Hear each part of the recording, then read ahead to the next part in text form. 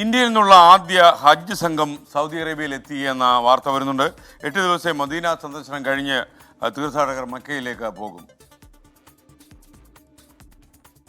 മദീനയിലെത്തിയ ആദ്യ ഹജ്ജ് സംഘത്തെ സൗദിയിലെ Indian ambassador doctor Suhail Ajaz Khan, consul general Fahad Ahmed Khan Suri, Saudi ഹജ്ജ് ഉംറ സഹമന്ത്രി അബ്ദുൽ അസീസ് അൽ വസാൻ എന്നിവരുടെ നേതൃത്വത്തിൽ സ്വീകരിച്ചു. മദീനയിലെ വിവിധ സംഘടനാ പ്രതിനിധികളും തീർത്ഥാടകരെ സ്വീകരിക്കാൻ വിമാനത്താവളത്തിലെത്തിയിരുന്നു.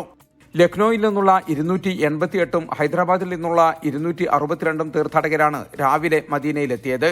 വൈകുന്നേരം മുംബൈയിൽ നിന്നുള്ള വിമാനം ഉൾപ്പെടെ സൗദി എയർലൈൻസിന്റെ 3 വിമാനങ്ങളിലായി 1000-ഓളം തീർത്ഥാടകരാണ് ആദ്യ ദിവസം മദീനയിലെത്തുന്നത്. 8 ദിവസത്തെ മദീന സന്ദർശനം കഴിഞ്ഞ് ഇവർ മക്കയിലേക്ക് പോകും. 1,22,518 തീർത്ഥാടകരാണ് ഇന്ത്യൻ ഹജ്ജ് കമ്മിറ്റി വഴി ഇത്തവണ ഹജ്ജ് നിർവഹിക്കുന്നത്. ഇതിൽ 50,000-ഓളം തീർത്ഥാടകർ മദീനയിലേക്കും ബാക്കിയുള്ളവർ ജിദ്ദയിലേക്കുമാണ് വരുന്നത്. കേരളത്തിൽ നിന്നും സംസ്ഥാന ഹജ്ജ് കമ്മിറ്റിയുടെ വിമാന സർവീസുകൾ മെയ് 10-ന് ആരംഭിക്കും. അതേസമയം ജിദ്ദ വിമാനത്താവളം വഴിയും വിദേശ ഹജ്ജ് തീർത്ഥാടകർ എത്തിത്തുടങ്ങി. ബംഗ്ലാദേശിൽ നിന്നുള്ള 396 തീർത്ഥാടകരടങ്ങുന്ന ആദ്യ സംഘത്തെ ജിദ്ദ വിമാനത്താവളത്തിൽ സൗദി ഗതാഗത മന്ത്രി സാലിഹ് അൽ ജാസിറിന്റെ നേതൃത്വത്തിൽ സ്വീകരിച്ചു. മക്ക റൂട്ട് ഇനീഷ്യേറ്റീവ് വഴിയുള്ള ആദ്യ സംഘവും ഇന്ന് മലേഷ്യയിൽ നിന്നും മദീനയിലെത്തി. സൗദിയിൽ പൂർത്തിയാക്കേണ്ട ഇമിഗ്രേഷൻ നടപടിക്രമങ്ങൾ പുറപ്പെടൽ കേന്ദ്രത്തിൽ വെച്ച് തന്നെ പൂർത്തിയാക്കുന്ന പദ്ധതിയാണ് Mecca route initiative. Jaleel Kanamakalam, 24 Jeddah.